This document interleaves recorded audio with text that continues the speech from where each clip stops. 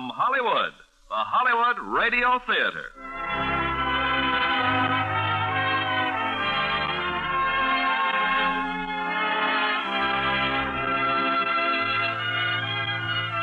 Starring Dorothy McGuire and Robert Newton in Breaking the Sound Barrier. Ladies and gentlemen, your producer, Mr. Irving Cummings. Greetings from Hollywood, ladies and gentlemen. Last year at the Academy Awards, it came as a surprise to no one that the Oscar for Best Achievement in Sound went to London Films for their magnificent picture, Breaking the Sound Barrier. There is also a love story in this excellent United Artists release. So we have lovely Dorothy McGuire as the young wife who is unsympathetic towards her husband's overpowering obsession to fly faster than sound.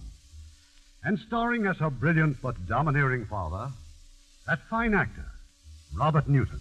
Now, Breaking the Sound Barrier, starring Robert Newton as John Richfield and Dorothy McGuire as Susan.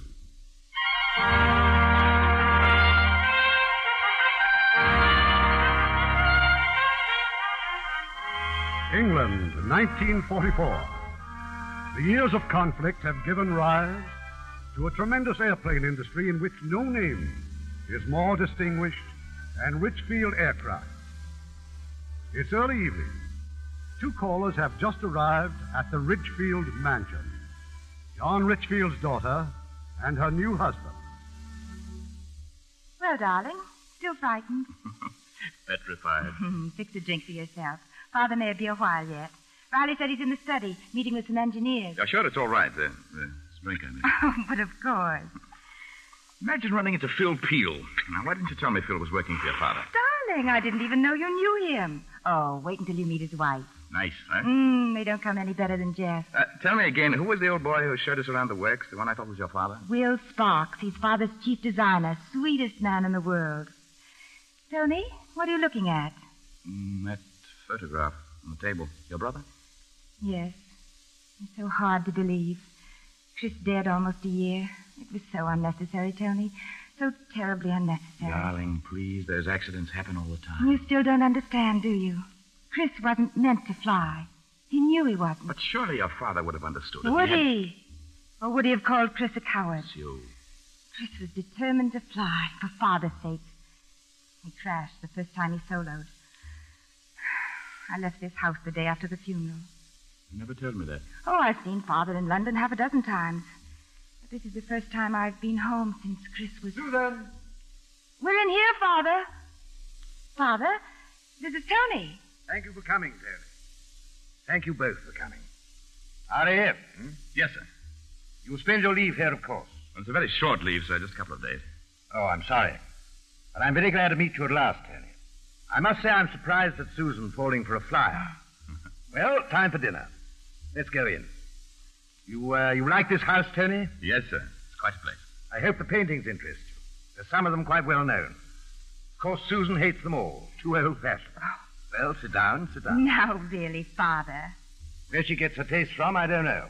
Certainly not from me or her mother. Mother liked modern painting very much. Eat your soup, Tony. It's getting cold. Oh, yeah, yes, sir.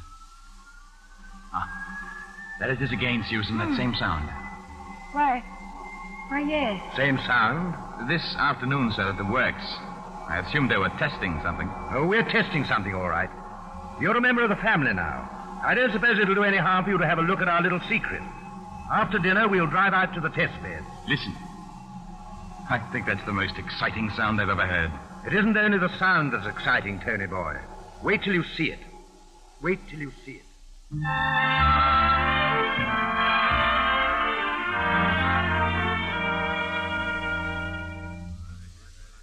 Now then, Tony, this is a sort of control room here. Dials and gadgets and whatnot. But what we've been testing, well, that's on the other side of the glass panels. We stand here and we watch. Watch what? I can't see a thing. Turn on the lights, Will. Yes, sir. Well, now you see it. But what is it? It's the aircraft engine of the future. Without a propeller? No propeller. Then how does it keep the aircraft in the air? By propulsion. Jet propulsion. Extraordinary. Yes, but like all great inventions, from the wheel to radar, quite simple. Did you say simple? It looks complicated, yes. But the beauty is how little there is of it and how much power comes out of it. Now stand back and I'll signal them to turn it on. Oh, here, we'd better wear these. Ear guards? You'll be grateful for them. This is what you heard at dinner miles away. Ready? Ready? Watch.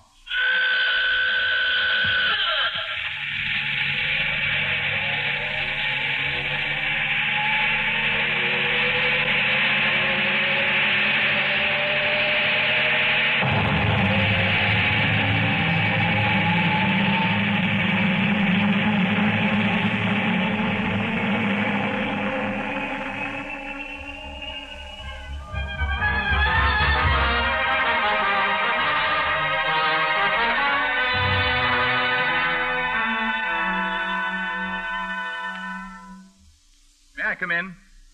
Riley said you wanted to see me, Dad. Sit down. Have some breakfast. Well, thanks, but I told Sue I'd wait for her.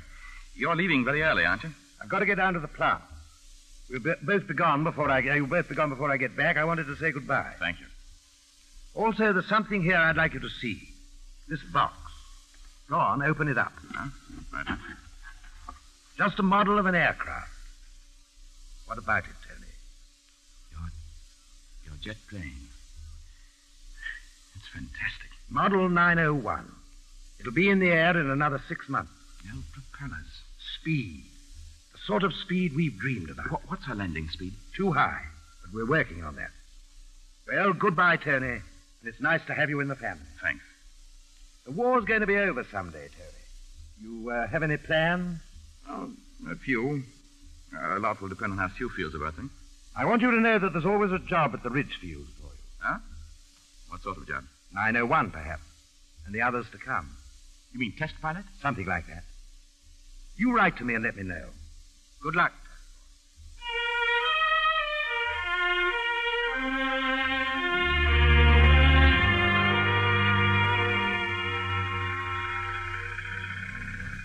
Something I can do for you, Mr. Ridgefield? Yes.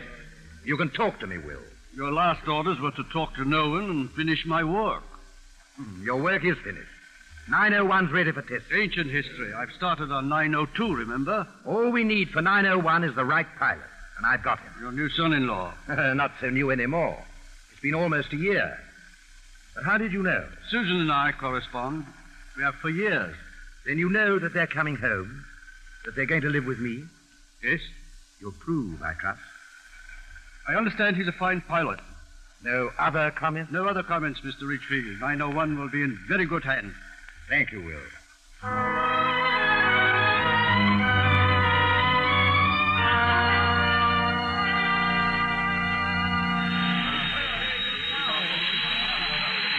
He's coming in.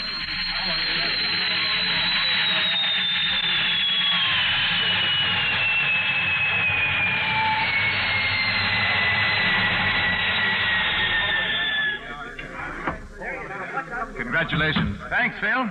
Mr. Ridgefield's waiting for you in his office, and Mr. Sparks wants to see you, too. Now, how was it? She's a beauty, this 901. You take a flat out? Nah, nothing like it. Oh, pity.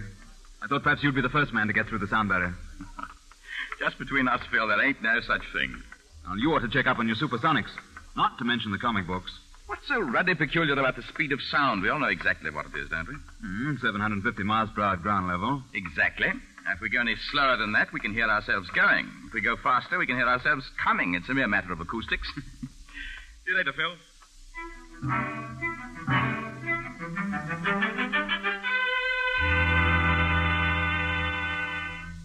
that was it, darling. Nothing to the flight at all. Piece of cake. It's always a piece of cake, isn't it? I think your father was rather pleased.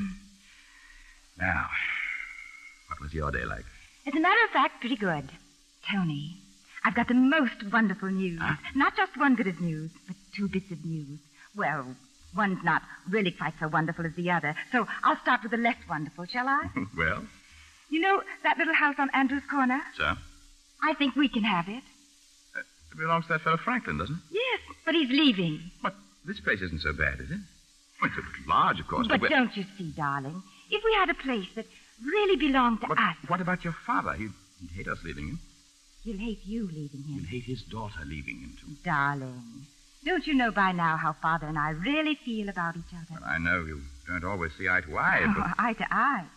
He's always despised me for not being born a son. Darling. It's true. Just as later on, he despised Chris for not turning out to be the son he wanted. Oh, I can't despise him in return, Tony. You see, I admire him tremendously for what he's done. As for what he is, well, all I can say is it's best that I should live outside his house. What was the other wonderful piece of news? Oh, that... It'll keep. Later, dear. I'll tell you later.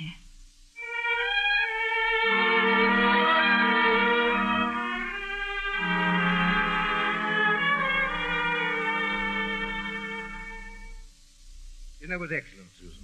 Thank you. Well, I'll tell Charlotte, Father. After all, she's the cook. Now then, Tony, where were we? They were talking about buffeting, Dad. Were there any other symptoms besides this buffeting? And I noticed that the controls got hard at Mach .85 in a rather funny way. What altitude? 18,000, I believe. We are just on the fringe of the problem. What problem, Father? Supersonics. The sound barrier? Ah, that's a newspaper phrase. Oh, you mean there isn't a sound barrier? Oh, no, there's a barrier, all right. It's spread out on either side of the speed of sound, roughly between Mach .85 and... Mark? What's Mark? Mark was an Austrian scientist. He gave his name to a method of measuring speed. You see, darling, we no longer fly at miles per hour. We fly at Mach numbers. For example, for subsonic speeds, the number is less than 1. It's like 0.80. Get it? No, not at all. And for supersonic speeds, we could say that the Mach reading is, well, 1.33. But what makes a barrier? Is it sound? Well, it's a sort of combination. It's air. There is a limit to the speed at which air itself can move out of the way of a projectile. Limit? What limit? The speed of sound, 750 miles an hour, or what we call Mach 1. At Mach 1, the air no longer can move out of the way. But why not? Because air just cannot move that fast. We believe that it piles up, that it forms a sort of barrier. Now, we don't exactly know what would happen to an aircraft in these conditions. No one in the world really knows. This morning, Tony flew close to the speed of sound. He approached that barrier. And that buffeting you were talking about, you mean the plane actually was being tossed around? Don't look so grim, darling. Just a bounce or two. But if you had hit the speed of sound... Ah, yes. But some say that at the speed of sound, a plane would go out of control. Others say that it may break up altogether. But I don't believe that. I believe that with the right aircraft and the right man, we can force our way through this barrier. And once through, there is a world. A whole new world with speeds of 1,500 to 2,000 miles an hour within the grasp of man. And Tony here may be the first to see that new world. Why, Tony? Because he's the best pilot I know for the job. Meanwhile, the Americans may beat us to it. Yes, they may. But we are 2 years ahead in jet engine development. I think it's between ourselves and Vickers and de Havilland. I was talking to Will Sparks, Dad. He wants a name for 902. Any ideas? Yes. Prometheus. Prometheus? Who was he? He was a Greek god. He stole fire from heaven. Oh, yes. He came to a sticky end, didn't he? He did. But the world got fire. How long before I can have a crack at this thing, Dad? Not long. But you've got a bit of homework to do first. You'll find some books upstairs in the observatory. Go up if you like. Thanks. I will. I'll be with you in a minute. How's the new telescope working, Father? Oh, it's good, but it might be better. Father, answer me a question, will you? Well? Is the ability to travel at 2,000 miles an hour going to be a blessing to the human race? Well, I should say that's up to the human race. As a member of it, I can't feel unduly optimistic. In fact, if that's all that lies beyond this barrier, what purpose is there in risking lives to pierce it? Well, I could talk about national security beating the potential enemy bomber, or flying to New York in 2 hours. But that's not the real point. The real point is that it's just got to be done. What purpose did Scott have in going to the South Pole? I wish I knew. By the way, Susan, Franklin tells me that you've been looking at his house. Yes. I've made him an offer on it. That house isn't suitable either for my daughter or my chief tester. Franklin won't accept your offer. How do you know? Well, my dear Susan, Mr. Franklin likes his present job very much, and I've no doubt at all he's quite anxious to keep it. Thank you, Father.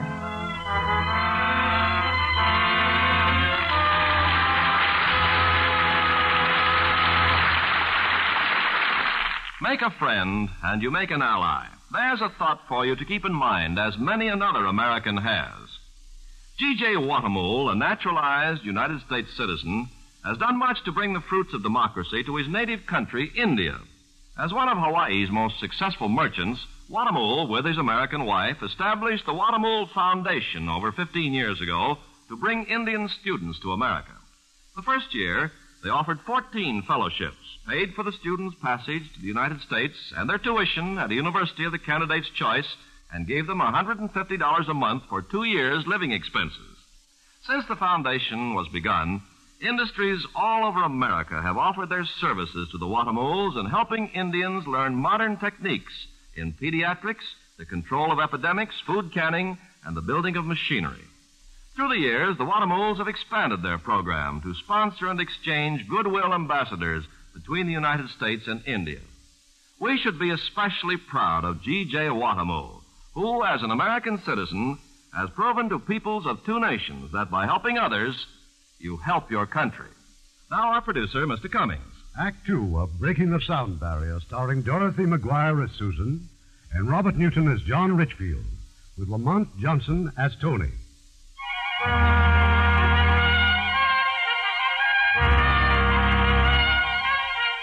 It's the same night, hours later, but only now as Tony put aside the books on supersonics and turned out the light. Tony? Sue, I thought you were asleep long ago. Oh, I've just been thinking a little. For one thing, darling, about Mr. Franklin's house. Oh. I bet the Fields would just love that house, Tony. Jeff and Phil. You changed your mind about it? In a way. They're such nice people. Do you think Phil could afford it? I think so. He's a good pilot, Sue. I'll be due for a raise soon. Good. I'll tell Jeff about it in the morning. Tony, if I should ask you something, will you try not to use piece of cake talk for a moment? I'll try not to. Well, I did go see the doctor this morning. Sue. When? End of December. Oh, darling. Oh, darling. Oh, how very clever of you. We'll save money on the little brat's birthday presents. Certainly not. Even if he arrives on Christmas Day, he'll still get 2 lots. That's right, darling. Say he. A psychologist chap I know says there's something in that theory. Tony, must it be you? What's that? The new plane, the sound barrier. Must it be you? Yes, darling, I'm afraid it must. Couldn't someone else? No, Sue. It's all mine now. Oh, I promised myself when you took this job I'd never nag you about it. And really, I wouldn't mind if you'd just gone on testing planes. But I find now I'm married not only to a test pilot, but an explorer as well. It's a bit unfair, Tony. Really it is. Darling, I hate it. I think about it. I promise you, Sue. I think awfully hard about it. You owe it to him now, too. I know I do. Now go to sleep. You two need your rest.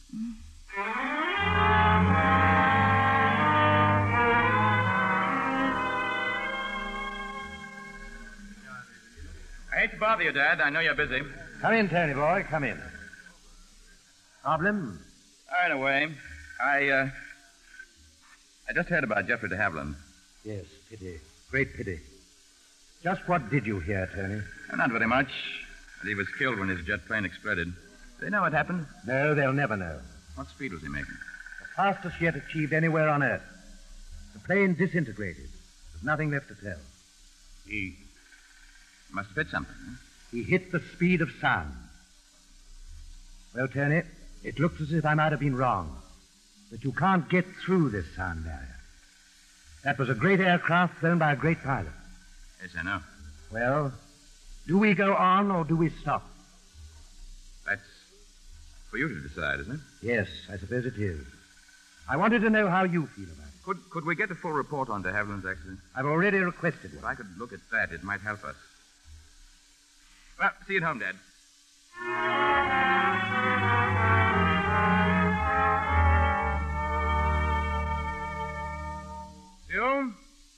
darling. Dinner's waiting. So's your father. Just a moment, Tony. I've been waiting for you to mention it first. Mention? What's that? Jeffrey de Havilland's been killed. Yes. He was killed doing exactly the sort of thing you're going to do. Well, no, not exactly, dear. It's quite possible, you know, that we've got a better aircraft. You really believe that? I had better say it at once. I am going on with this. Why, Tony? I just feel it's got to be done, that's all. By you? Yes, by me. Was he married? I believe it was. Is there anything I can say that will stop you, Tony? No, Sue, nothing. Don't you see, I can't let them down now. Let them down? Is there any thought in your mind of letting me down? For the baby? Sue. If only I could understand, Tony. But I can't, you see. I can only see a great wall in the sky strong enough to smash an aircraft to pieces. And beyond it, nothing. Nothing at all. Sue, I have meant to speak to Dad and ask him whether I might give up the job, but don't you see what he'd have felt about me if I had? I've heard those words before, Tony. My brother said them to me the night before he was killed. He was also afraid that Father might think he was a coward. It's not that. I simply don't want him to think I'm ratting on a job because someone else got killed doing it. Now, why don't we go downstairs? I can't face him tonight. I can't. Darling. Oh, no, just leave me alone, Tony. Please. Leave me alone.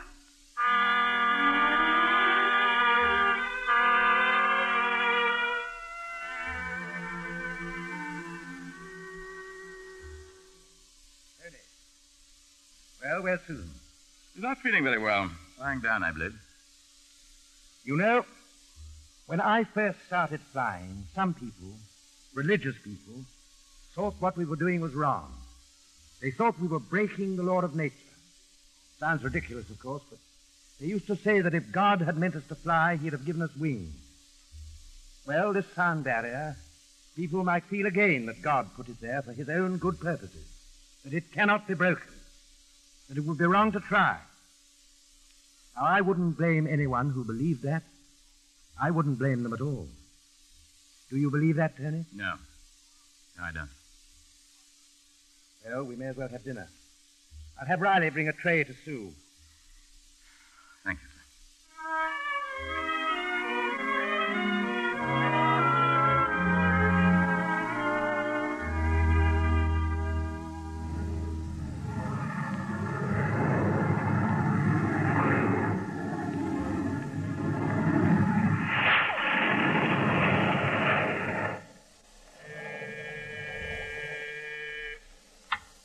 Sue. Well, how nice. Come on in. Hello, Jess. I hope I'm not disturbing you. I've been shopping and just thought I'd stop by. Jess, I wanted to speak to Philip rather urgently. Is he home? No, but he'll be back quite soon, I expect. Was that Tony just now flying over our head? Yes, I imagine it was. That's the new one, Jess. 902 Prometheus. Makes enough noise, doesn't it? Well, we finally got our furniture arranged. How do you like it? Oh, Jess, it's lovely. You know this is the house I'd set my heart on, don't you? Why ever did you want this house when you've got that big place practically to yourself? I just did. Oh, here's Phil now. Oh, dear, I haven't even got the chops in the oven yet. Excuse me. Hello, darling. What's your rush? Kitchen. Look who's here again. Isn't that nice?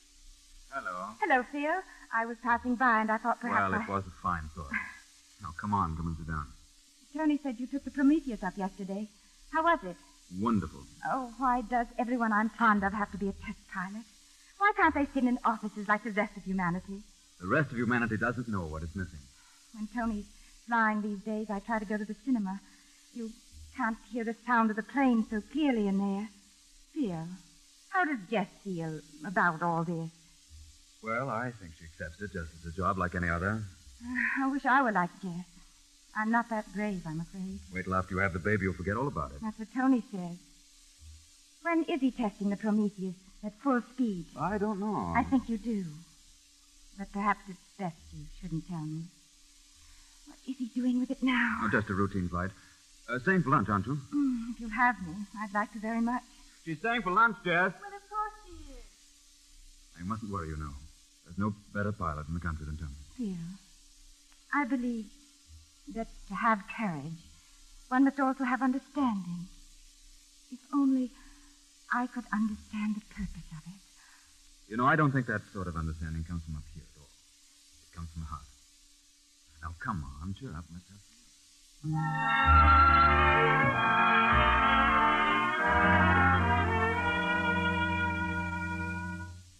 This is the sort of night, Tony, that astronomers dream about. Clear and sharp and a million stars. Is that a scope in focus? Yes. Take a look up there.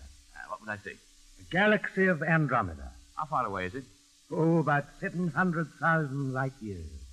You mean what I'm seeing now is the way this galaxy looked 700,000 years ago? That's right. But then I'm looking into the past, aren't I? In a manner of speaking. Is there a way of looking into the future? Yes. How? Through the telescope. What you see there is past, present, and future, all in one. The process of continuous creation. Stars die and stars are born. No beginning and no end. Yes, you can see into the future out there, all right. This observatory. It's a wonderful hobby, isn't it? Passes the time. You never knew Christopher, did you? Yes, sir. Susan blames me for his death. I just wondered if you blame me, too. You can tell me the truth. Do you blame me, Tony? No. Oh. Well, good night, Tony boy. And about tomorrow? A full test? Yes. I was speaking with Will Sparks. He opposed the full test. Will worries too much, don't you think? He said something about the plane still being nose heavy. Oh, a little, I suppose. It's about Mach 9.0, but I told Will I can correct that. Good. Happy landings, Tony. A piece of cake.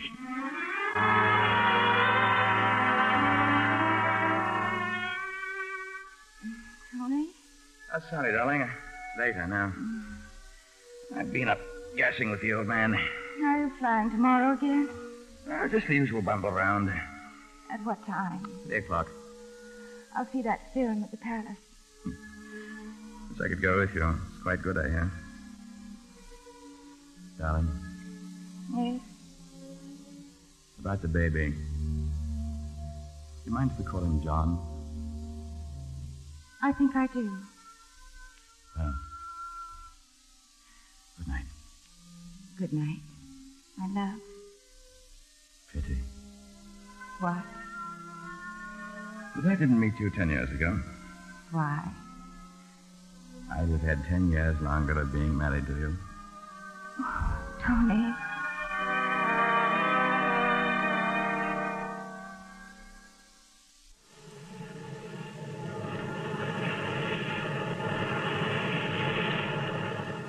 Ridgefield Tower. This is Glass Jar 10. Ridgefield Tower from Glass Jar 10. Come in, please. This is Ridgefield Tower. Go ahead. Tell Mr. Ridgefield that I'm going up to 40,000. Tell old Will, too. Roger, 10. They're both here in the tower. I might have known it.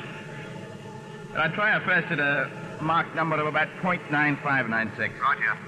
Good luck. Coming in over the field now.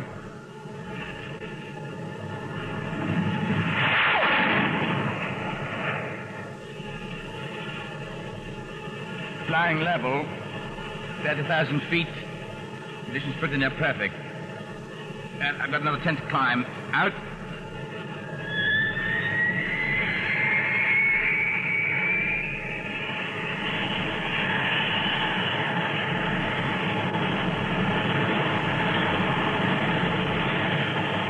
This is 10, Ridgefield. 40,000 straight and level. Outside air temperature 50 below zero. Revs 12.5. ASI 380 knots. There we go.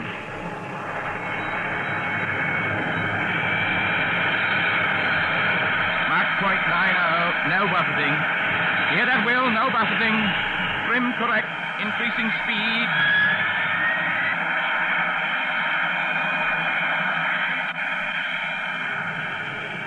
I'm okay. We're out of it. At that speed, nothing serious. Everything normal apart from nosing down. Try it again. I'll hit 40,000 again for full go. 10 over. Tony, this is Will. Did you correct that nose-heavy trim before opening your air brake? All right, Will, you old hen. Everything you said would happen did happen. All in order. Now, don't fuss. What about your nose-heavy trim? Did you correct? Of course I corrected. I told you I was climbing again, didn't I? Okay, 40,000 straight and level. Just Hang on a minute now. Here we go. This is it. Into dive. Mark point 95.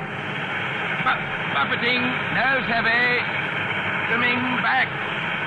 9-7. 9-8. 25,000. Very heavy nose. Air brakes open. Buffeting very badly now. The controls don't respond. I can't hold her. 9-9. Still no response. Bail out! Bail out! Coming up to Mark 1. Answer me, bail out! Tony, bail out!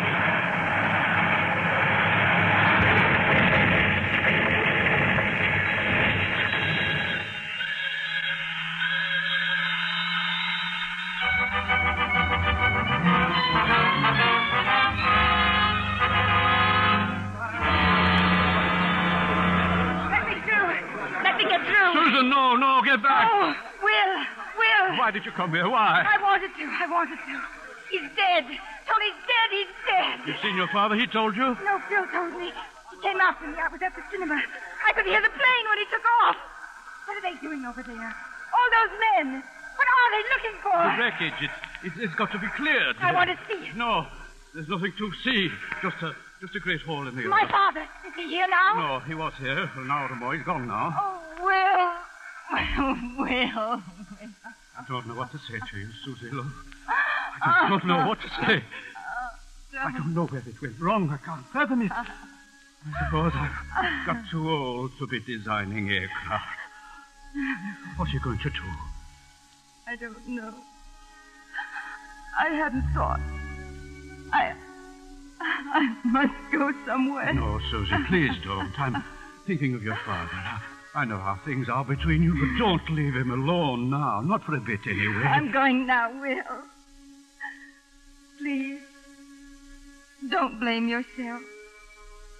Tony knew he was up against something he couldn't beat. Come on. Better take you home.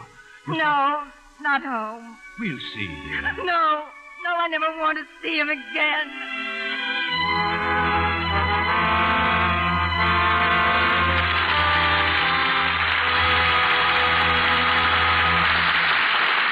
We'll continue with Act 3 of Breaking the Sound Barrier shortly. Here's a story that has sort of a special tug at the heart when you hear it.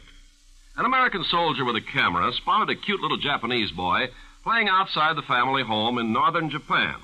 He asked him to pose, and the boy did. The soldier went his way. 1 month later, tragedy struck at the household.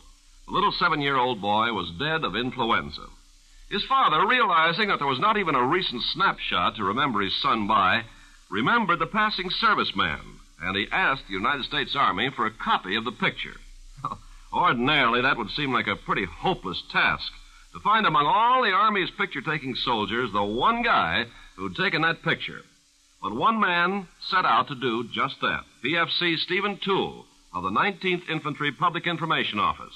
He wrote letters, he broadcast over the radio, searched Army records. Eventually, halfway around the world, he traced Sergeant Leroy McIlvaine in a little Kansas town. Yes, the sergeant had been in Japan during that time. Yes, his hobby was photography. Yes, he had pictures of little Japanese boys, some 4,500 of them. Painstakingly, he searched through them, and he found the right one. The one that could make a grieving family just a little bit happier. This is a story that community in northern Japan will not soon forget. Such acts by you and your friends today are shaping our world of tomorrow.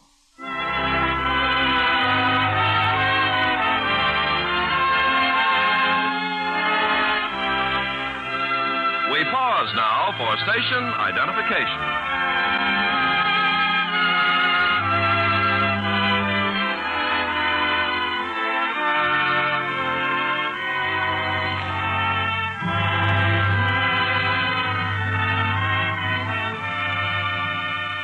The curtain rises on Act 3 of Breaking the Sound Barrier, starring Robert Newton as John Ridgefield and Dorothy McGuire as Susan, with Michael Pate as Philip.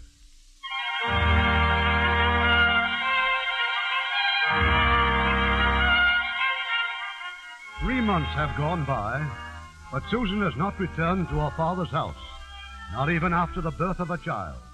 She's been living with her friends, Phil and Jess Peel. And now on a Sunday afternoon, she has a visitor. Thank you for letting me see him, Sue. He's a fine baby. You named him Tony? No, John. It's what Tony wanted, Father. Isn't he beautiful, Sir John? Oh, what a sweet baby. It is Sir John now, isn't it? Congratulations. It's quite a surprise. I hear the new airline is a great success. Well, we hope so. Phil's been telling me that you've built a new Prometheus, too. Yes, we have. It's too good an aircraft to lose. But it failed. Will Sparks told me himself. It failed. It wasn't the aircraft that failed. We failed. Will and I. Tony. All of us. The only difference being that Tony is dead. Goodbye, Sue. Goodbye, Father. If you'll walk out to the car with me, Philip. Do you mind? Not at all, sir. Thank you. Philip, I've decided to promote you. Chief test pilot. Thank you, sir. I'm very grateful. I want you to take up the new Prometheus every day for the next few weeks. Get used to her. Right. Well, goodbye, and thank you for allowing me to call. Oh, and Philip. Sir? Not above match 9-0 until further orders. It took me very well to your father's visit, but then I knew you would. I'm going to leave, Jeff. I think I've got that flat in London. Oh, now why this all of a sudden? I don't want my son to grow up at Bridgefield in the shadow of his grandfather. Sue. Well, it'll be a while yet. 2 or 3 weeks, I suppose. We'll miss you terribly. But surely you could find something a little nearer here. No, I don't want to be near him. You've been very good to me, Jess. You and Phil. Thank you for everything.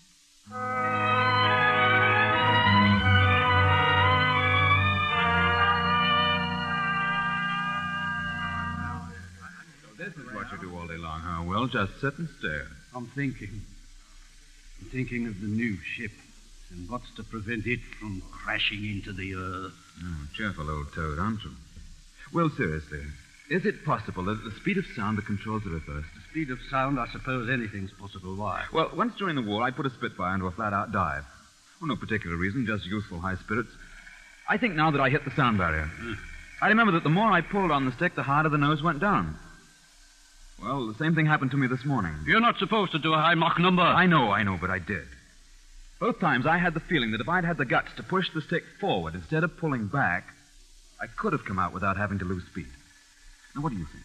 Yeah, there's nothing in the books to suggest for 1 second anything. Once there were books that said the Earth was flat. Yes. Yes, he's here.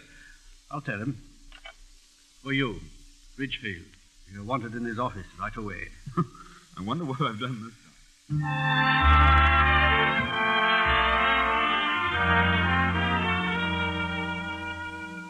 Never mind the excuses, Phil. You're always late for lunch. I had to see the old man. Oh, Phil, then you got it. Got what? Well, the raise, of course. Oh, lost it. I forgot to ask him. I'm terribly sorry, darling. Oh, really? What a husband. Now get out of my kitchen. I'll have your lunch in 5 minutes. Phil? Hello, Sue. How's the baby? Best out in the world. Phil, did I hear you tell Jess you saw my father? Yes. What did he want? You won't tell Jess, will you? No. He asked me to take the Prometheus up and reproduce exactly the conditions under which Tony crashed. Oh, could I have the bread, please? At the same speed. Faster, if possible.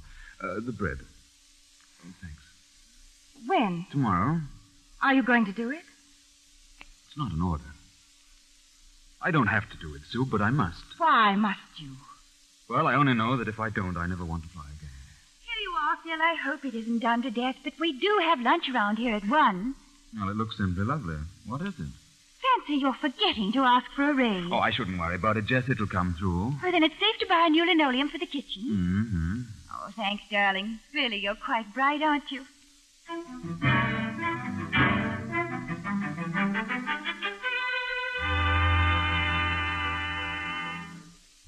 Hello. Will, come in. What's this I hear about tomorrow? What test for the Prometheus? All up. Everything.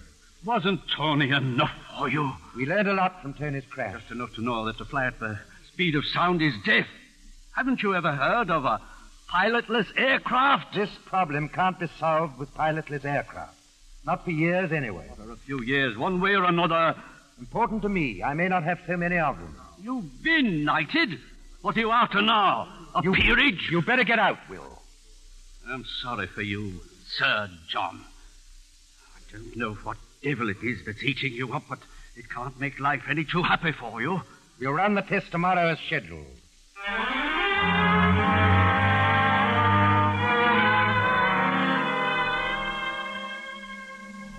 Good evening, Father. You. Well, good evening. You don't often give me the pleasure of seeing you these days. How's my grandson? He's very well. Good. You probably know why I've come to see you. Do I? Please, put off the test, Father. No. You're prepared to let Phil go, the way of Tony. Well, we don't know the way of Tony. That's Philip's job tomorrow, to find out how Tony was killed. And Tony was finding out how Geoffrey de Havilland was killed. And another pilot will be given the job of finding out how Phil was killed. And each time we'll learn a little bit more. So that one day, in the distant future, Ridgefield will build an airliner that will go to New York in 3 hours. 2 hours. And Ridgefield shares will go up and up and up. My dear Sue, what kind of a man do you think I am? I don't know. I really don't know. What sort of a man with 2 deaths in his conscience could risk burdening it with a third? A man whose only human feeling is a passionate worship for a great pile of bricks and mortar called Ridgefield. If you were to tell me that only giving up Ridgefield and going back to where I started, I could find out what happens to an aircraft at the speed of sound, I'd say, all right, Susan, my girl, it's a deal. I don't believe that. You make imaginary sacrifices for yourself. But it's other people's lives you really sacrifice. Do you think I felt nothing at Tony's death? What else can I think? Our ways are different in so many ways, things. I expect our ways of feeling grief are different, too. I don't suppose that you have anything more to say to me. Yes, I have. I'm taking John to live in London. Oh, indeed. You want me to think of you as a man with a vision. Well, that vision has killed both my husband and my brother. And while I'm alive, it's not going to kill my son, too. There are evil visions as well as good ones, Father. Goodbye.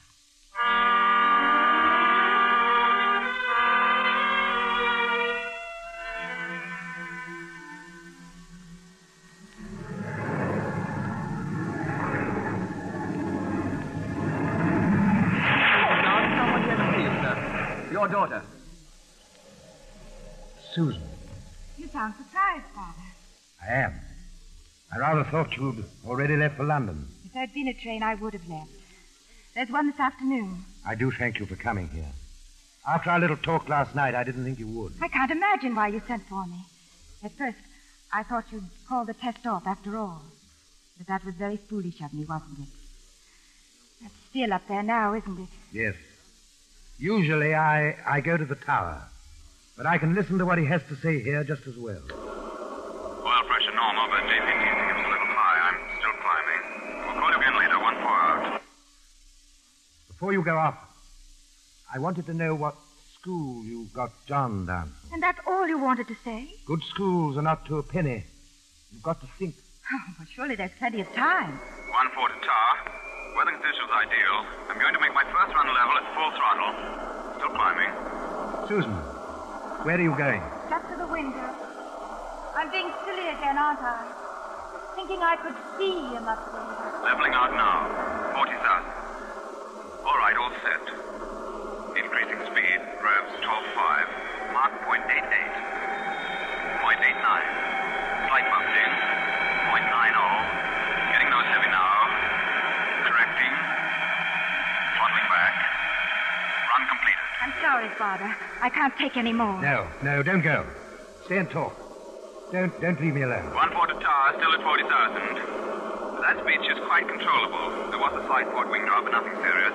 Didn't have to use trimmer. JPT now normal. What were we talking about? Oh, yes, it was about schools, wasn't it? Yes. I'm starting the second run. 35 degrees. Here we go again. Starting dive now. Maximum revs. Flight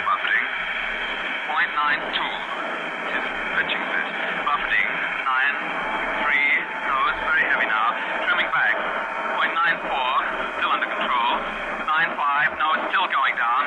Air brakes open. Throttling back. Second run completed. Cannot vision be evil, Sue? Can it? Can it? I shouldn't have said that.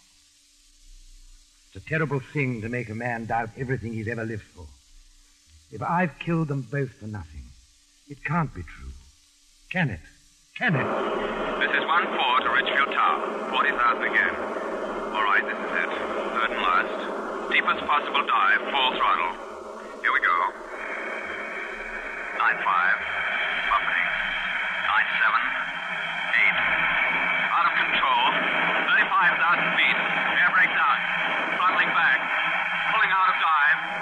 Nose heavy again. I could not trim out. I had to use air brakes to pull out. Richfield Tower to 1-4. That's it. Clear to land now. Runway 30. Acknowledge, please. 1-4, negative. I've got an idea I want to try out. I'm going up again. Tower to 1-4. You've got your orders. Clear to land now. No, I think I can beat this nose-heavy business by reversing the controls. If that sounds a bit odd, ask Will Sparks. This is Will. I'm begging you, Phil. Don't try it. Don't. Listen, it worked once. Maybe it'll work again. What's he doing? What does he mean? I'm not sure that I know. All right. Here we go. Rev 12-9. 9-4. 9-5. Buffeting. 9-6. 9-7. 9-8. It's out of control. Same as before. 9-9. Buffeting. Mark 1. I am now at Mark 1. I'm putting the stick forward. He's coming out. Throttling back. I can't breathe. I'm blocking out. Oh, God, please, God. I'm out of it. I believe it. I did it. On fourth run, dial on Mark Peters showed 1.01.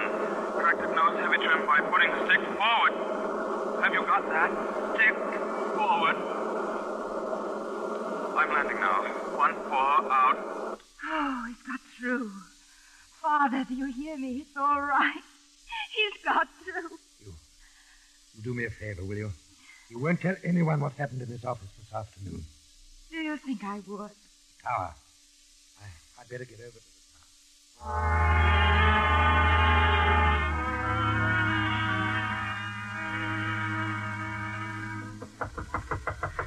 tower. Come in.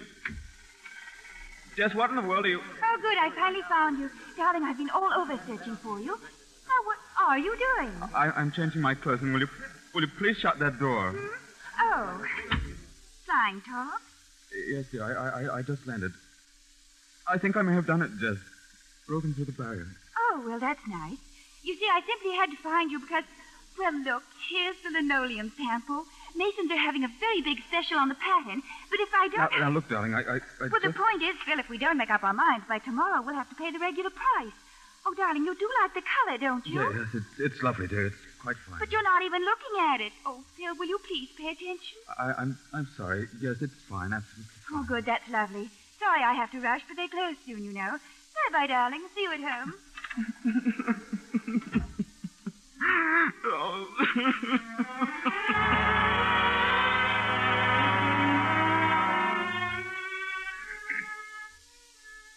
May we come in, Father?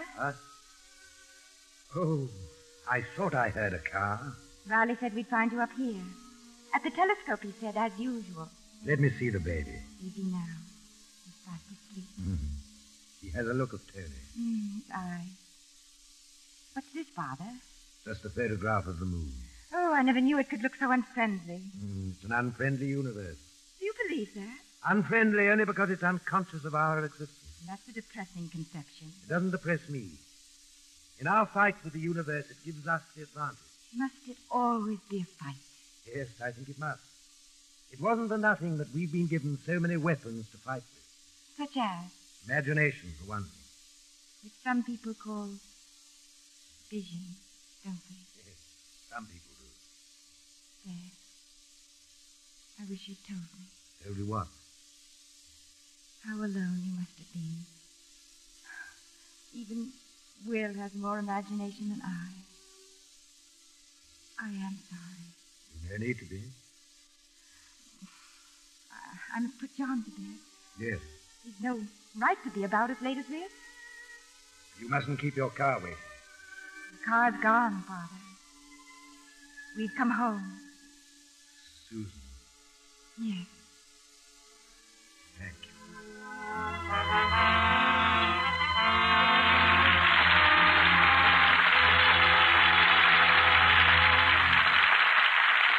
In a moment, our stars will return.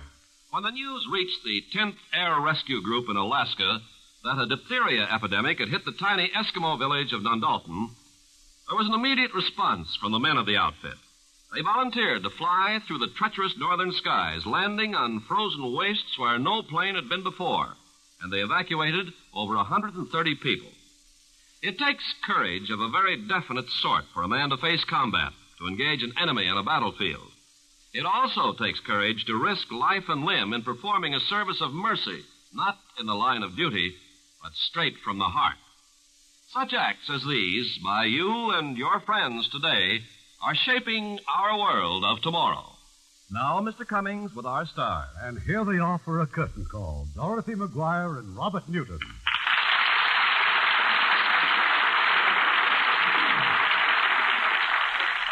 And now, Irving, is your play for next week strictly American, or does it have a European flavor? A little of both. It's the heartwarming 20th Century Fox picture, Taxi. The touching story of an Irish girl who has only one day in this country to locate her husband. Dan Daly gives one of his finest performances as the unsympathetic taxi driver who wants to collect his ever-growing fare. And co-starring with Dan in her original role will be Constance Smith as the lovely Irish lass. It was a charming picture, Irving. Good night. Good night, and thanks for a wonderful evening.